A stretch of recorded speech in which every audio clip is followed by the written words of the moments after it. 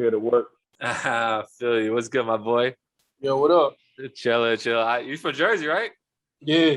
Or that's what's up. We about to start up. He had told me from Jersey, but like, there'd be so many artists. Like, oh shit. You know what I'm saying? Yeah, every too many of these niggas. Bro. A lot of these niggas need to get the fuck out the way. Yeesh. Okay. Felt that good energy. Nah, I feel you. It's good energy. We about to kick this off. All right.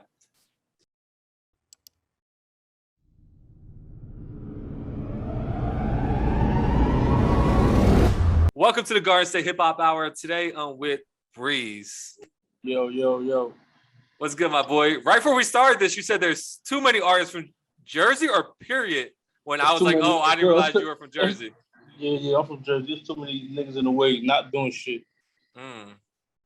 Well, why you feel that way, though? Nah, not that I don't feel no type of way. I'm just saying, like, it just be a lot of niggas in the way not doing shit. There's a lot of niggas moving. There's a lot of niggas not doing shit. But salute to everybody. Facts. I saw the 201 on the Instagram. I got a 201 number too, so I'm assuming you're from North Jersey. Yeah, North Jersey. Where, North Jersey. Everywhere. The whole North Jersey. Yeah, because then when you read your bio, you just listen like New York places. No. I'm originally from the Bronx, but I was raised in Jersey. Like, I've been here like damn near all my life. Word. So do you be bouncing back and forth? Or do you primarily stay in Jersey? Nah, I'm everywhere, bro. But I'm like my family out there and shit. But I'm located out here, but I'm everywhere. Word, that's dope. I love running into like not new artists, but more artists. You know, what I'm saying from Jersey because like I was saying to you before you made the statement, it's just like there's just so much going on and so many artists, whether they're doing stuff or not doing stuff. You know what I'm saying? But they're all trying to get the same people's attention that you can't catch all of them, even the ones that are making like bigger moves and doing things. You know what I'm saying? So when they had hit me up and like, yo, do you want to talk to Breez? He's from Jersey. I'm like, yeah, of course. Like anyone from Jersey I try to talk to. You know what I'm saying? Yeah. So that's definitely appreciate it. Yeah, bro. So literally right before we did this interview, I was looking at your Instagram. So what's this whole Pop Smoke thing? So you said something about a stolen verse or a stolen song or? It's actually a whole song. I got the original. We got the session and everything paid for, paperwork and all that shit. Just never got cleared. And I assumed some shiesty shit happened because I sent the song to somebody and we were trying to see if we could negotiate the shit to sell the song back. And pretty much that it was the same week that the album dropped. Friday comes, I'm listening to the album and I hear the song on a different beat. Same vocals, same everything on a different beat. And they added 21 Savage and 42 Doug. Coincidence is 42 Doug was in New York that same week. What are the odds? So I was sitting on the shit for a minute, but legal shit, and they talking about song can't get released for a whole year because they promote his album, a whole bunch of goofy shit. So I'm like, fuck it, I'm gonna leak it. And let them come after me. So did you leak it or not? You didn't leak it yet? I'm gonna leak it tonight. Oh wow! Like you were in the studio with him, and this was when he was alive, or you came across a verse of his? This is back from when he was alive. We had a mutual person who ended up sliding us the song, so the shit was paid for and everything. And just the misfortune that he passed, and we didn't do that with the song because we wasn't trying to capitalize off of his death. You know what I'm saying? So the shit was just sitting there. We felt like the time was right. And it just so happens coming around that they were about to drop this album. To my knowledge, they didn't have it. They had no access to it. They were looking to buy it back from us. And all of a sudden, this shit happens. And like, what was your first reaction? Were you just angry? Were you sad? Were you just confused? It was more like a motherfucker moment. Because I'm listening to this shit 7:00 in the morning. The day it dropped. And I get to the song and I hear the vocals and I'm like, nah, they just smoked us. Damn. Well, fuck it, it is what it is. Yeah, you live. And what's crazy, I feel like just recently, like within a few days, I saw DJ Drewski had put up a story and someone's like, when's this song coming out? I think it was a TJ and Pop Smoke song. And he made a comment like, oh, they took the verse or something like that. You know, don't hold me word for word, but it's like it sounded like a very similar story to what you're saying. It's like you had something. There's been a couple of artists that this happened to that they were swapped off of songs that were on the album and shit like that. So I'm not the only one with the problem. Yeah, there's been a couple of people. Just the misfortune that it could have been something bigger, but on to the next one. Yeah. It's not like I can't cook up another hit. Nah, facts. It's just sad for his legacy, like you said, and how they just took it and ran, and it looks like they just did for money. And you were trying to do like the honorable thing and hold off and wait a little bit. Yeah, exactly. And we ended up getting smoked in the long run. So if that was the case, you should have just ended up putting it out and it was over. Yeah, damn. Yeah, but I had to ask. I literally had just seen it like right before the interview. I popped on your Instagram real quick to see if there's any updates. I've been holding my tongue for a minute. Like I put up a story when the album actually dropped, and I was like, well, I guess I'm another artist that got fucked over a paid feature. But I left it alone, and then for some reason this morning I woke up and I was like, man, fuck it. You chose violence today. Yeah, I chose to smoke today. But okay, so besides that, you got your single Ganga out right now. Yeah, Ganga. Oh, Ganga. Single, I'm sorry, Ganga. Ganga. However you want to explain, however you want to pronounce it. It leads up to your gang. Whoever you rep, wherever you from. How's that single been moving for you? Like, doing pretty good. I can't complain. I mean, it's it takes its time to catch its traction and shit like that, but it's been going good so far. I'm already setting up the remix of trying to knock the shit out the park for the fall. Wait, with this song you said, I'm sorry, I missed. You said you're trying to set up the media or the next song? No. For this song, I'm setting up the remix. Oh, the remix. I'm sorry. Okay. So it's gonna be something for hoodie season. That's real nice season. So can you give us any information about the remix, or is that in the low right now? It's kind of in the low because people are still getting situated where like they haven't said yes, they haven't said no, so we still reaching out to a couple people, but for the most part, it's gonna be something epic. Yeah, it's always an intense time when you got the single out. You know what I'm saying? You gotta constantly do the press. You gotta keep keeping it alive. You gotta come up with remixes. You know what I'm saying? So it's always a constant. It never stops. Yeah, like the last year just been busy just because we've been moving so fast. And it's like I got the record with Jim, I got a record with Junior Reed, I got a record with Cocash, I signed Yo Gotti.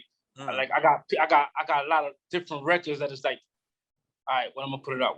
I'm still working off of Money Mitch, and this shit is still hitting for me. You know what I'm saying? So it's like, do I want to overstep my boundaries and put something else out? But I needed to put something else out. So that's how I put out Ganga.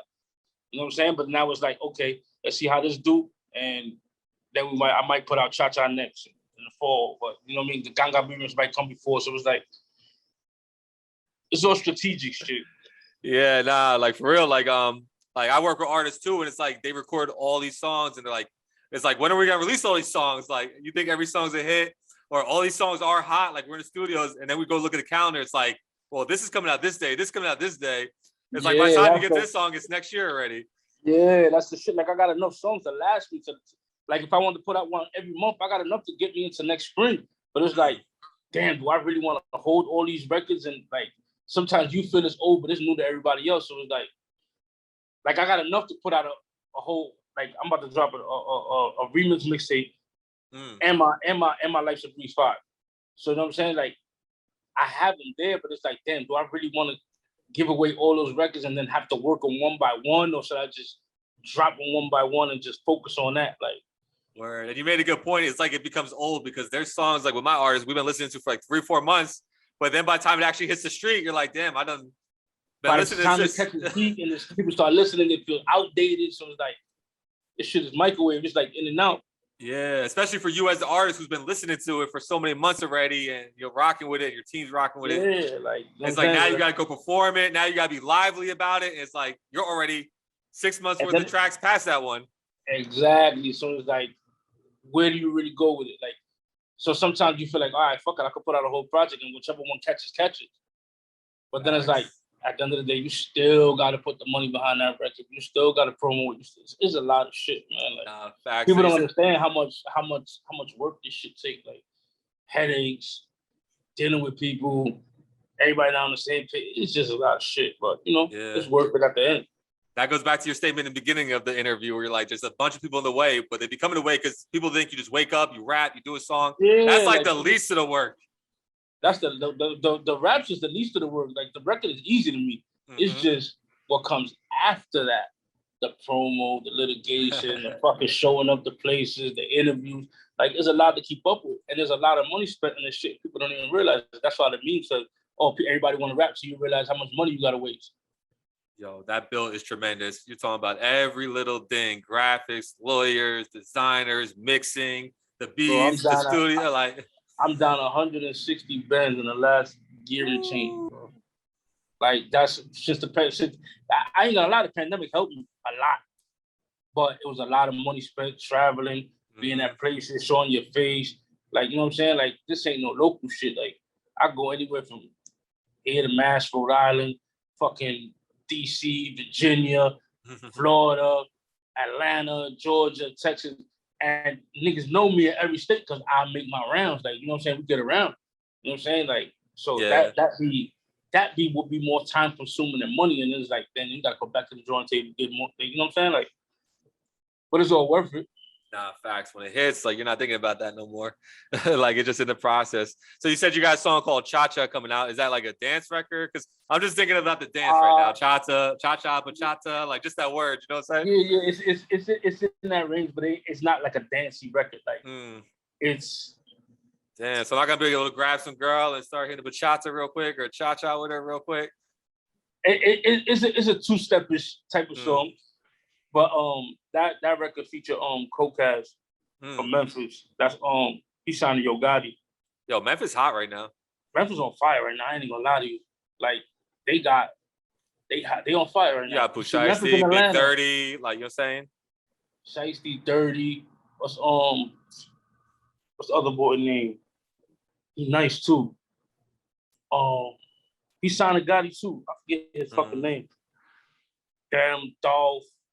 Oh yeah, Dolph, yeah, all them, yo, that shit crazy. They all in Memphis. That shit is on fire over there. But that's featuring him. Yeah, because like I was just thinking about, because like right before COVID, I was literally taking like a bachata, cha-cha class. I was trying to learn this shit, and then COVID happened. Man. So I only got halfway through the class. Club, man. I only got the 4 steps one way. I never learned the 4 steps the other way. Nah, we gonna have to go to the Spanish club to get that right. Nah, word. And speaking of remixes, like you said, Money Mitch is still going. You got Jim Jones on that remix. You do have a relationship with him, right? Yeah. So what's that like? Are you with Vamp Life, or is that just like? I signed a single deal with Vamp Life for that record, but like affiliation wise, like we cool and shit. Like that's a big homie, you know what I'm saying? So, but overall, I'm still independent. Like I'm not signed to nobody. Like we got our own label Up North Entertainment and shit. Yep. You know, we're trying to get a bigger bag. Nah, I feel that. How was it like a chance to get to work with someone like Jim Jones? Got a lot of mutual people, family wise and shit like that, street wise. People up at the Rock, family and shit. Right. So I had the record. You know, it's a historic Harlem movie, and I felt like it had to be somebody from Dipset to get in the movie. You know what I'm saying? And at the time, I couldn't get Cam. Jewels was locked up, and the person who fit the most and fit the bill perfectly was Jim. So, you know, I reached out to my peoples reached out to them, and that shit was a go. We liked the record. We went to Rock Nation. We recorded the record up there, and after that was history. I shot the video later, 2 months later. Still rocking right now. Yeah, that's hard. And then obviously, you know, even with that in the background. Yeah, I know. I've been watching it. I've been watching it back there. And it's cool because even with like a thing like the verses going on, and like that whole, when you think about like more of the music business side, the SEO, when people are searching his name, like this song continues to, you know, go up because this song's popping up. Because they're searching Jim Jones and then Jim Jones with you. And this shit, yeah, I appreciate it. I take all that love. And you've been doing it for a minute, right? Because I saw you found a cassette tape from 2001 on your Instagram too. Yeah, man, I found a cassette. Well, my cousin found a cassette tape from 2001. They actually about to deliver that shit today. I need to hear what's on there. I'm thinking it's freestyles and shit from being in fucking in dorm rooms and shit like that. So I'm waiting to hear what that shit sound like. I need to find me a cassette player. Fuck that. Yo, but wait, like cassettes weren't a thing in 2001 still, were they? Yeah. Damn, yo, time. I was thinking that was like that It was big, still like in the CDs. transition to CDs. Yeah. That's when niggas were still walking around with this. Niggas about to start walking around with this man. Oh man, that's just gonna take you back in time if you find a tape player to listen to it. Man, listen, I'm looking for a Sony boombox, the purple and yellow joint. Yeah, you gotta walk down the block. That's historic. They got to go together. Oh my god, how you think the bars are gonna be? Nah, they still there. They still there. I mean, it's raw because I wasn't into rap at the time. I used to be fucking around and shit like that.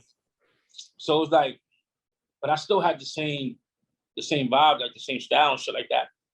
But I wouldn't think they wasn't as tight. I mean, it's 18, 19 years later. Yeah. The flow is definitely different. It's gonna be interesting probably for you to hear what you're talking about. Because it's gonna bring you back in time with that sense too. Back to that time. The shit niggas was doing at that time was fucking outrageous. And it was like, even at that time, younger, like everybody used to look at me like they used to thought I was a rapper just because of the way I was dressed and shit like that. But you were an athlete, right? Yeah, I was an athlete first. So I was already lit on that side. So it was like my dress, my apparel, sneakers, everything. I was already up. And I was wearing 2 Chainz before 2 Chainz got the name. Type shit. And niggas will tell you like, yo, like this nigga was running around with 2 Chainz looking like a rapper at 2004 when fucking, you know what I'm saying? Because niggas was looking at Dipset, shit like that. Like that was my era. Rockefeller, D Block, G Unit, like that was the time. 5X white tees and shit like that. Like jeans big as hell. You can fit like 7 people. Big as hell. Niggas got your bow jeans, big as hell. Pepe jeans with some Timbs, a fatigue. Do you remember like the Iversons that were kind of like the Air Forces? Come on, man. You talking to me? I'm an Iverson head. Yeah, I remember that. I still got my original blue tips in the fucking box. I'm a crazy ass sneakerhead. Like, oh man, do you miss that era, or you kind of feel? I mean, you grow out of it. I mean, it was that time and shit. It was a lot of fun. There was a lot of shit going on. You know what I'm saying? But you thank God willing, niggas came out of it, grew from it, and now we at a different stage. Now it's just, at that time, nigga, fuck, you just running around acting crazy. Now it's just more structured business, like everything counts. Yeah. Speaking of structured business, your bio said you resurrect the image of an urban CEO. Cause I got that hustler's mentality. I come from that era. You know what I'm saying? Like my favorite rappers coming up was like Cam, Jeezy, Jay, niggas that resemble hustlers and shit like that know how to get to the money. Fly shit, Maze. I come from that. Like, plus the grittiness from Jada, D Block, you know what I'm saying? 50. I come from all that shit. So it's like, when they ask me, like, where my inspiration comes from, I come from that era. So I've seen a lot of shit and I've been through a lot of shit that build up what my makeup is as an artist. I don't say I sound like so and so and so, but I come from that era where it's bar work. Like, don't get me wrong, you still got to know how to put a song together and shit like that, because at the end of the day, the song is what counts. But within that song, I'm gonna say shit that's gonna make you think and be like, oh shit, he put that together. Like the wittiness of my shit is gonna make you think. But I'm still gonna put up them songs that you still gonna be like, oh shit, this shit is banging. This shit is banging. Like, once one song catch on, niggas gonna go back and niggas gonna start seeing all the other shit that I got. That is like, damn, you saying this shit in 2015. Like, I'm 5 projects in since 2011. And before that, I already had a whole 5 years rap, where it was like, I didn't really put out my first project until 2011. And then so on and so forth till now. Word. And with having this history and what you come up from, so what do you think about the state of hip hop and rap today? I think it's a lot of, how can I put it? It's like 2 sides to the shit. Everybody got their own lane. To be honest with you, that's what the internet has provided. Where, you know how it was, you'd be like, oh shit, like certain people just need to rap this way for them to get certain type of attention. Like, you don't have to be that no more. Everybody could be their own person. And a lot of niggas ain't that because they following the trend, they following the wave. And it's gonna fuck them up in the long run because at the end of the day, you gotta look at it like this. Once that wave is over, because music changes every 2-3 years, is can you stay relevant and stay consistent? If you pretending to be somebody else, when that wave is over, what you gonna do? You gonna follow the next wave? It's too many. It's too many littles out here. Like T-Pain said, you already got a baby and the baby. How many more of these motherfuckers you gonna pop up? Them niggas, they them niggas. They the niggas in the forefront. Go choose another route. Yeah. So I'm guessing you're not ever jumping on the drill wave then. Nah, Money Mitch is a drill record though. Oh, okay, yeah. You know what I'm saying? So I did a drill record. I got 2 drill records actually. I got that Money Mitch and I got the one with Junior Reed, which niggas ain't never heard Junior Reed on no motherfucking drill beat. But what I'm saying is, I showcased this, show you I could do that. That shit is easy. That drill shit is easy. That shit don't require too much motherfucking work. You know what I'm saying? I showcased that I could do that. But my shit, that's not my norm. Like you listen to my records, it don't sound nowhere near that shit. Like, you know what I'm saying? Nah, yeah, I feel that.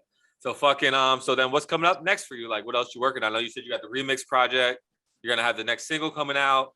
Well, as of now, I'm working on the 4.5, which is all remix joints from other niggas' joints.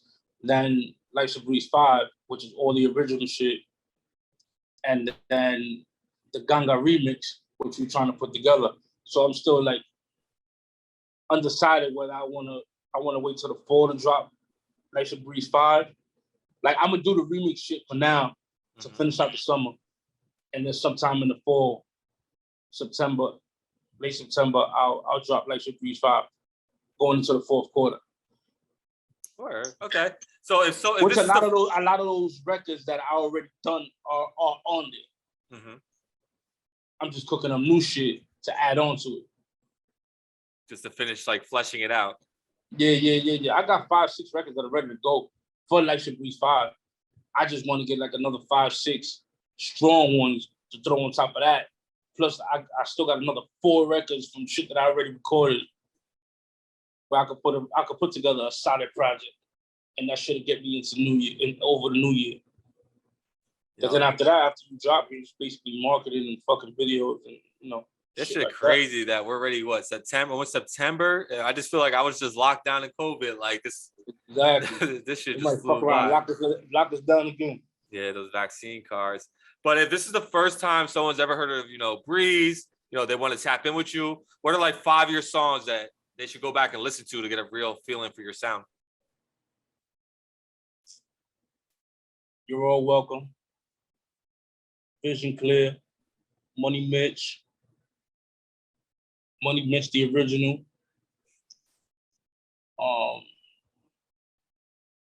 Man, it's a lot of shit. I got a lot of songs on stream that I gotta put. I actually took down like all of my albums because I was redistributing them and shit like that. But I got a whole 5 projects up, freestyles and shit like that.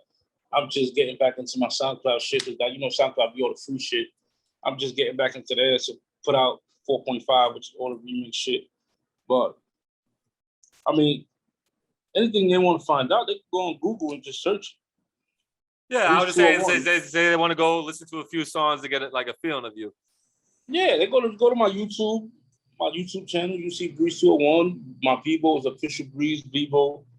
You go on iTunes, search me up, Breez 201, Breez. It'll pop up. I got a whole channel, a whole bunch of shit. It's from the new to the old. My Instagram, I got a whole bunch. I still got videos up there. Word up. All right, before we start wrapping this up, anything you want to shout out? I need to shout out everybody who support me. They already know up north the label. We here, Ganga, Jersey, the whole tri-state. Word up. All right, Breez, I really appreciate, taking your time to talk to me, saying, give us a little bit more information about yourself, the music you're working on, things in the tuck, the past, the present, the future. You told us a little bit about everything, all the way back to a freestyle style tape from 2001. You definitely got to let me know what was on that. Yeah. I'm going on a search for a fucking tape that. If I find one, I'll shoot it your way too. Fuck it up. So they can find you, Breez201 on Instagram, right? Are you on TikTok? Breez201 on Instagram, Breez201 on TikTok, Breez201 on Twitter. My YouTube is UC Breez201. You put Breez201, you're gonna find me regardless. I mean, what else? Shit, that's about it. I ain't got nothing else. Word. All right, Breez. This was the Garden State Hip Hop Hour. The website is up north the label, ent.com. I'm saying you go over there, check us out. We got a whole bunch of videos, other artists and shit. We recruiting, about to put up the new dynasty. Oh shit. Okay. So we are here.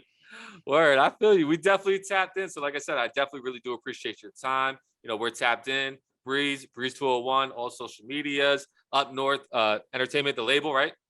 Yeah. Yes, sir. So tap in with the whole label. You know what I'm saying? Shout out to Casino, Double R, Fergie, everybody that's working on Up North the label. The whole staff. Everybody do their part, Kev. You know what I'm saying? We all working. All right, my boy. I appreciate you. I'm gonna holler at you. All right, say no more, bro. Peace.